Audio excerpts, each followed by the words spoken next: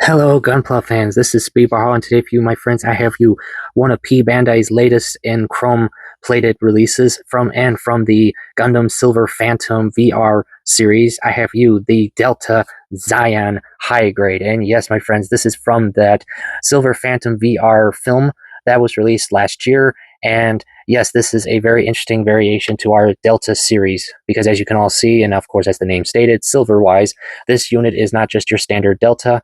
The Zayin is one of the very few Delta chrome-plated releases because, as you can see, this is a silver chrome-plated unit, and wow, this has got a lot of chrome on it, my friends.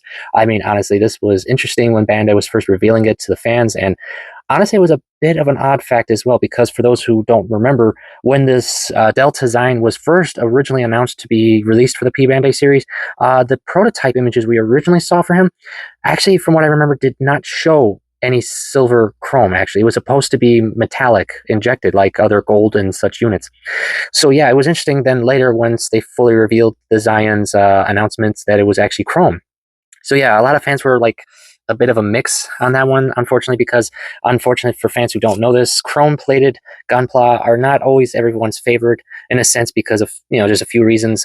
One small reason would be is that though they look really nice, especially with the whole reflective look, the problem is they can attract smudges and dust and all that pretty easily. And trust me, it took me a while to clean them up as best I could for the review for you guys. And yes, that is a case that can happen. But one of the more bigger reasons that many fans are not 100% with chrome-plated units is the nubs.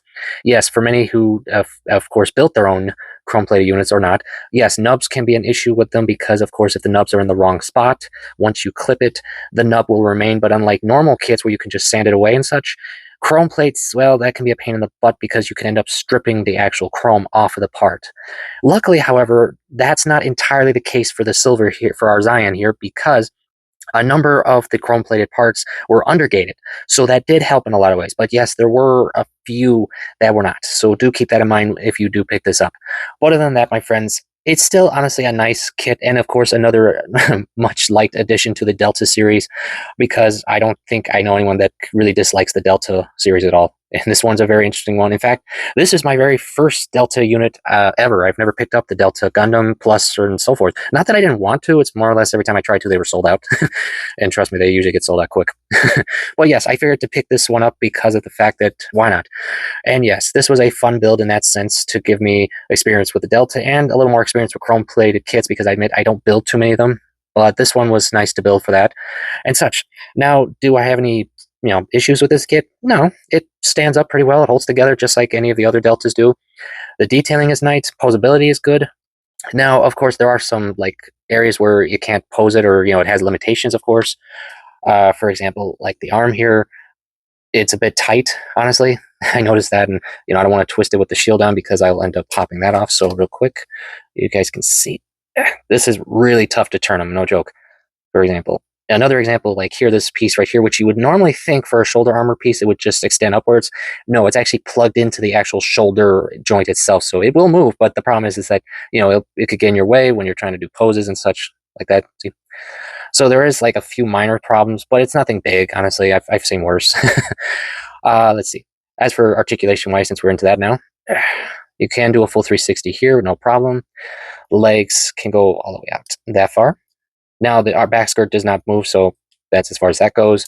But you can get the leg to bend all the way back this way, though on a curve, so to speak.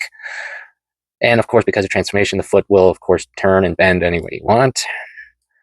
And yes, the wings here can move up and down, pose in multiple ways, including these mini flaps. But do note when these little ones are pushed in all the way, they can be a pain to get out. Literally, they are. I have to use a tweezer to pull them out, so keep that in mind. Let's see. The waist, as you can see, can turn all the way around, though armor will get in some of the way, but nothing big. You can go that far with him. The head doesn't have a joint or anything for the neck, so it's just a ball joint here. And you can go so far until you bump into armor and such like that. So yeah, that's pretty much the articulation, my friends. And now, speaking, of course, of that, let's show off the shield's articulation, because as you can see, this shield is a very unique one because not only is it a new version for the Delta, but as you can see, it comes with these really cool beam effects, which I'll explain more in a second. But first, I wanted to show these parts here that are on top of the shield, which you can actually transform, so to speak, like you see, to make the weapons gimmick mode, but you can also fold them down pretty easily, of course, for when you're in its mobile armor mode and such like that. They're easy to pose, and I haven't had any issues with them or anything, and everything's holding on pretty well here, so there's no big there. And all you gotta do is just plug this into the bottom slot here that gets used for later for the mobile armor parts as well, as you can see, like that.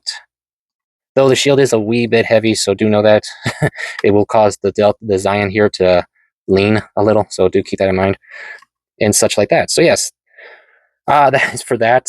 I do like it though still, I admit that. It is a fun version to check out, but the fun part isn't over yet, my friends, because let's take a quick look at some of the accessories real quick, because why not? One fact, of course, like most Universal Century kits, we will always get some beam sabers, which are in the shield right now. You, of course, get a number of hands, besides the closed and trigger hands right now that I have. You also have 2 open hands and a standard holding hand and just a closed fist. For the standard there, let's see. You also have an alternate set of parts for the shield here, as you can see, which would allow you to put it in a more standard look for it, which is interesting with these parts, however, because unlike the rest of the kit, this is the only part of the kit that's actually in silver, not chrome. This is just a silver plastic. Which, yeah, I'm not sure why, but yeah, they decided to go with that for this part here. And other than that, you will, of course, have parts like this for the mobile armor mode. And speaking of the mobile armor, specifically, this is the inner frame, so to speak, of the mobile armor that you will, of course, transform it into, because like many Universal Century kits that have mobile armor forms, you will, of course, not be able to transform it into it like you would probably prefer, but like a number of them, you will have to parts form it, which, as you would see, this is that setup here that you would be using.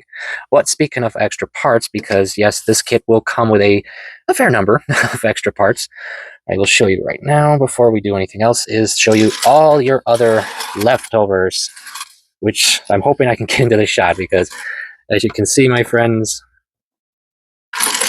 you will literally have a fair number of leftover parts, because of course this unit is based off of the high-grade Universal Century Delta Gundam unit. So yes, you will of course have any of the leftover parts that were not used from that specific Gunpla, including a complete setup for the head, which looks pretty nice in the chrome design, because with a little eye paint wise, it brings out that color, looks cool. You will of course have a spare gun to do whatever you want with, and a shield from of course the regular version. And if you are wondering, yes, if you did not want to form the Zayin here that you see, you can take these leftover parts and completely rebuild this unit into the Delta Gundam variant to a degree. I don't know specifically offhand, because as you can see, there's so many parts here, but I don't know if there are any other specific parts left out. I'm pretty sure you can build it all the way, but I don't want to say 100% because I might be wrong. But yes, as you can see, there are so many you can use, just extra cover parts, the mobile armor form here, and other cover parts, joint parts, feet parts. That's literally, it's just that much leftover, even a waist section right here / torso. So yes, you do have that many parts left over if you want to design it in either the Zayin or the Delta variants. So let's move this out of the way real quick. So yes, that is a lot, my friends. So real quick, if you'll give me a minute, I will now transform the Zayin into, of course, the mobile armor form for you guys.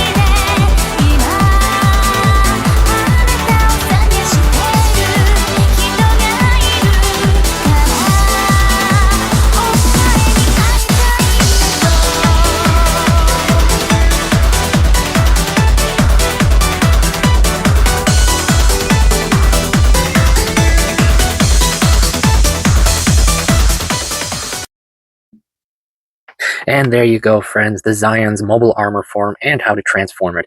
And as you saw, my friends, yes, you will now have an additional set of leftover parts with the actual, well, pretty much torso and head section of the actual Zayin left over, including some of the armor and such you see here. and such that was not used for the armor form. But yes, this is it, my friends. It is a very interesting setup for its mobile armor form. It is nice too because you can use the beam blades or the other ones, however you prefer. But it does look nice. I do admit that. Even though it can't fully transform, I'm okay with that. I mean, I've built my fair amount that don't, so. But yes, that is it for that. My final thoughts before I get into my final thoughts, many things might be asked because, as I was mentioning before about why fans are a bit mixed on Chrome kits. Well, one fact that also I didn't mention before because I was waiting is the unfortunate part is a lot of Chrome kits are also very expensive. And yes, that does include the Zayin here because, as we all know, normally an HG, even for a Pbandai unit, normally would say start about 20, 25 bucks, probably depending on the unit age and so forth. And for Pbandai wise, we go from 25 to like maybe 30, 35. Usually that's like the average range depending on the unit, of course. Well, unfortunately, the Zayin will have you beat on that price tag because, as myself did not know until later, yes, this kit did not cost anything like that because this kit cost about 80. And when I say that, friends, I am literally not kidding you. I paid literally $80 for this kit. And for those who might be asking, why the hell did it cost that much? Chrome. That is pretty much it, my friends. It is literally the Chrome parts about it. It's nothing to do with all the leftover parts, as I showed you. It's pretty much nothing like that. Many Pbandai kits come with extra parts. We know this. But no, this case, it is the Chrome factor. And it's not the first time either. Look up any other kit that has ever been produced with Chrome, and you will see the same facts. They've all been very expensive. I mean, look at the RG Phoenix, for example. Oh my god, that thing is insanely expensive. In fact, that kit gets reissued so many times on Pbandai, it's ridiculous. Mainly because no one's going to buy it. But yes, this kit does cost that, my friends. And I don't believe that Bandai has any intention to reissue this kit in any other standard colors either. At least I don't know. And I don't know if there's any percent chances we will see any of the other silver Phantom units because, as I mentioned, a number of them are silver just like this. And a lot of them are just standard UC units. So it's not impossible. That's all I can tell you there. So yes, now to my final thoughts, friends. I definitely did not dislike the build. It was a fun build, and for Delta, I could see why a number of fans enjoy it, and even I did enjoy it, I won't lie. It's got a lot of playability, a lot of fun to it, and of course, if you're a big Delta fan, of course, I'm sure you're going to want to pick it up. But as to the other factors of the Chrome and the cost, it's hard to say. I mean, I could definitely say yes. If you're really into the Zayin or any of the Deltas, or just mobile armor, mobile suits, I could say sure. Check it out, have fun. But if you're not into the whole Chrome factor or the price factor, you could probably skip this one.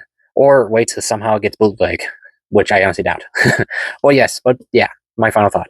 I would say yes if you definitely need to have this mobile suit in your collection for whatever the reason is, sure. But if you're not, then probably not. So that is it for today, my friends. I thank you always for coming. I do hope you're enjoying your hobbies, and I will hope to see you next time.